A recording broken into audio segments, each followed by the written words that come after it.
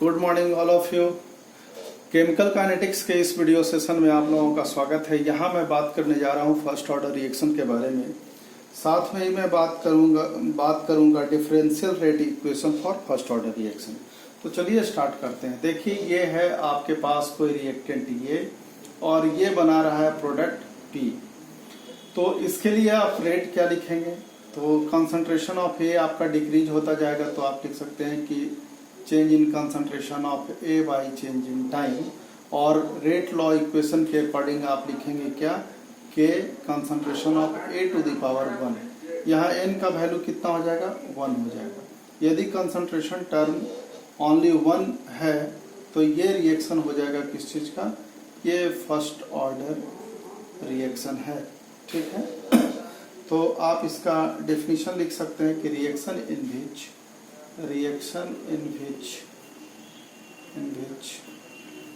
the rate of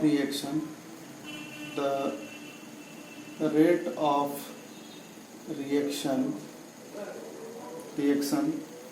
depends only on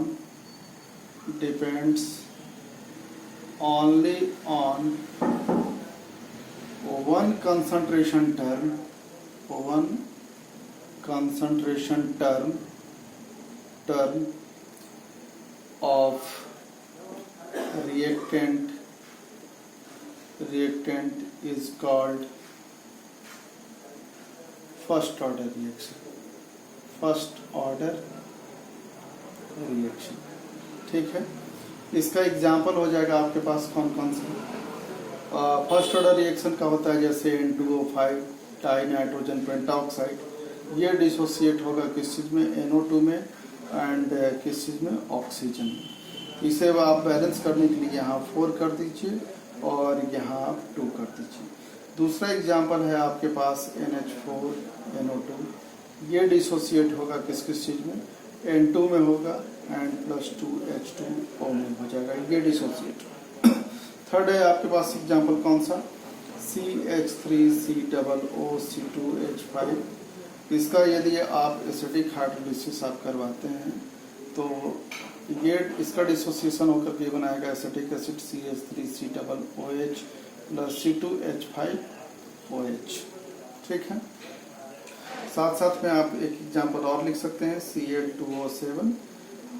इसका dissociation हो जाएगा Cl2 में, क्लोरीन में और प्लस होता है किस चीज में? ऑक्सीजन में। तो ये आपका डेफिनेशन हो गया फर्स्ट ऑर्डर रिएक्शन का। ये एग्जांपल है फर्स्ट ऑर्डर रिएक्शन का। अब हम बात करने जा रहे हैं differential equation of first order reaction. अब इसका निकाल लेते हैं differential rate equation for first order reaction. Differential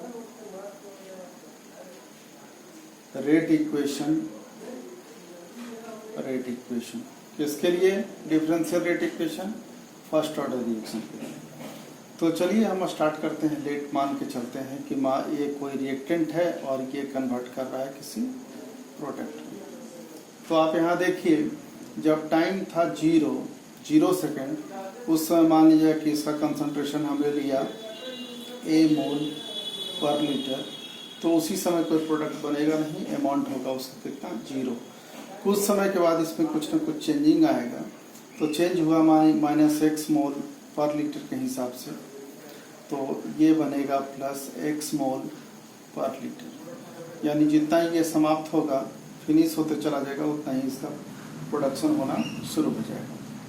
तो देखिए यहाँ माइनस साइन दिखाता है क्या कि कंसंट्रेशन ए का डिक्रीज कर रहा है और प्रोडक्ट यानी पी का फॉर्मेशन हो रहा है, तो प्लस साइन यहाँ देखा जा रहा है। मान लीजिए कि जब टाइम हो गया t सेकेंड, तो उस समय जो भी होगा तो A - X मोल पर लीटर के इक्वल हो जाएगा और ये हो जाएगा X मोल पर लीटर के इक्वल हो जाएगा। हम यहाँ मान करके चलते हैं कि जो फाइनल कंसंट्रेशन है A - X after time t, तो इसको ले लेते हैं कंसंट्रेशन एट, इसको 80 लिख लेते हैं। और जो आपका इनिशियल ये कंसंट्रेशन था A, उसका हम ले लेते हैं कंसंट्रेशन ऑफ A0। ऐसे मान के चलते हैं। ठीक है, तो इसके लिए आप रेट क्या लिखेंगे? रेट आप लिखिएगा change in concentration of A by change in time. और फर्स्ट ऑर्डर रिएक्शन के लिए आप लिखिएगा रेट लॉ इक्वेशन में कंसंट्रेशन का टर्म कितना होगा, 1 होगा।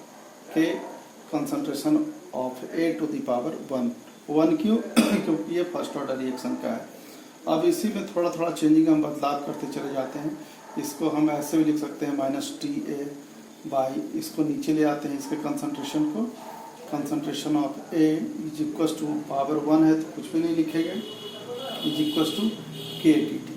ठीक है, अब आप क्या करिए इसका कि एक फार्मूला होता है कैलकुलस के according, dx/x is equal to ln x। ये आप कैलकुलस में आप ये फार्मूला पढ़े होंगे, ये मैथ वाले स्टूडेंट इसको ऑलरेडी जानते होंगे, बायोलॉजी वाले को कुछ प्रॉब्लम होगा तो ये ध्यान में रखेंगे आप।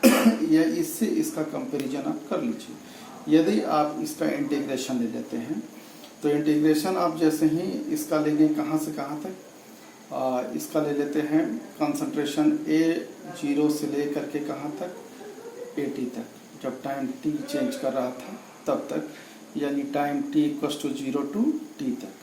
ठीक है, आप इस फॉर्मेट को यहाँ से मिलान करिए। देखिए dA यानी dx/x, तो dA/A is equal to KDT। तो इसका आप लिख सकते हैं क्या, ये हो जाएगा आपको ln, यहाँ कंसंट्रेशन A है तो कंसंट्रेशन A लिख देते हैं, और कहाँ से कहाँ तक आपका है लिमिट, A0 से initial concentration A0 to AT, और इसका हो जाएगा कैलकुलस के अकॉर्डिंग हो जाएगा KT। ठीक है, और टाइम कहाँ से है, 0 से लेकर T तक है, तो फाइनली ये KT ही हो जाएगा। ठीक है, आपका यहाँ कौन सा साइन था, निगेटिव साइन। इस निगेटिव साइन को हम इधर न रख करके इधर भी लिख सकते हैं, कोई दिक्कत नहीं है। और इसे आप फाइनल करिए, ln upper limit minus lower limit होता है, तो आप AT माइनस क्या करेंगे, ln A0 is equal to KT with negative sign. ठीक है, तो आगे हम देख लेते हैं इसी पर एक और बेस्ट।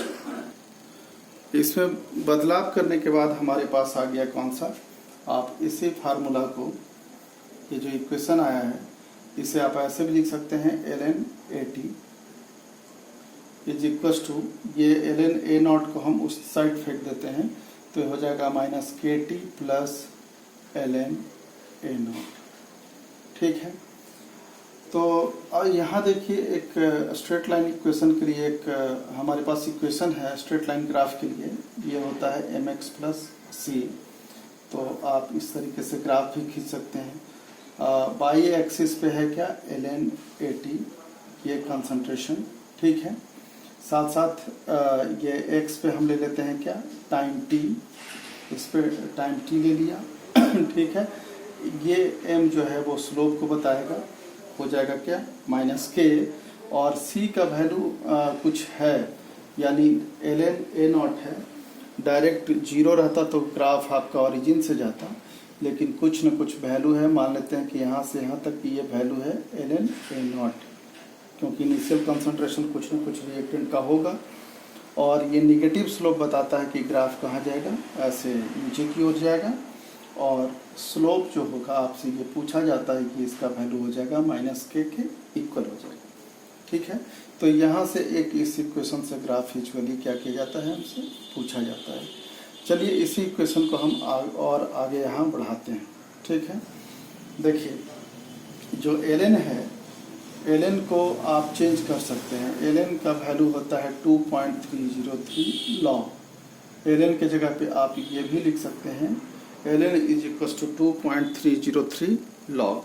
तो चलिए यहाँ जो ln लिखा हुआ है इसे हम लिख लें ऐसे, या थोड़ा सा बाद में इसका हम बदलाव करेंगे, पहले हम देख लें इसी इक्वेशन को। आप देखिए पहले, आप लॉग के अकॉर्डिंग आप ऐसे भी लिख सकते हैं, ln AT by concentration of initial concentration A0, ऐसे आप लिख सकते हैं, इज इक्वल टू, ये हो जाएगा आपका -KT के इक्वल हो जाएगा। ठीक है, ऐसे क्यों लिख सकते हैं, आपको पता है कि आप पढ़े होंगे log m/n is equal to log m minus log n, ये पढ़े होंगे। तो पहले इस फॉर्म में था ये, देखिए log m, तो आप ऐसे लिख सकते हैं log m/n, तो log l/m/n मैंने लिख लिया, ठीक है। तो आगे इसको और बढ़ा करके लिखिए। देखिए इसी फार्मूला में अब हम चेंजिंग लाते हैं इसमें, इसको यहाँ ऐसे लिख लेते हैं। यहाँ लिखे हैं क्या, यहाँ KT, तो आप ऐसे इसको लिखिए -KT is equal to ln in final concentration by initial concentration, ठीक है। चलिए इसमें और क्या क्या हम चेंजिंग लाते हैं, इसको क्या कर लेते हैं कि -KT को ऐसे ही छोड़ देते हैं। ln के जगह पे तो हम लिख सकते हैं ना 2.303 log, तो ये हो जाएगा 2.303 log AT/A0, ठीक है। यहाँ निगेटिव साइन है, तो और भी इसको लिख सकते हैं -KT इज इक्वल टू, ये लॉग में हम A0 को ऊपर कर दें और AT को नीचे, तो यहाँ निगेटिव साइन आ जाएगा बदलने पे, तो -2.303 log, ये माइनस कब आया, जब हम इनिशियल कंसंट्रेशन को ऊपर और फाइनल कंसंट्रेशन को नीचे कर दें, ठीक है। तो इस वजह से ये माइनस माइनस क्या हो जाएगा, कैंसिल हो जाएगा। तो और भी हम लिख सकते हैं क्या, KT is equal to 2.303 log initial concentration by हो जाएगा क्या, फाइनल कंसंट्रेशन, ठीक है। यही हमारे पास काइनेटिक इक्वेशन निकल गया, किस चीज़ का, फर्स्ट ऑर्डर रिएक्शन का। अब इसके जगह पर आपको पता है कि A0 के जगह पे आपने लिया था इनिशियल कंसंट्रेशन A मोल पर लीटर, ठीक है, और आपने AT के जगह पे क्या लिया था, A-X मोल पर लीटर, ठीक है। तो इस फार्मूला में आप बदलाव करके लिख सकते हैं KT, या K इक्वल टू लिखना था तो T आप नीचे यहाँ लिख देते, कोई दिक्कत नहीं। तो ठीक उसी तरीके से आप यहाँ लिख सकते हैं K equal to 2.303/T log initial concentration A0/A-X।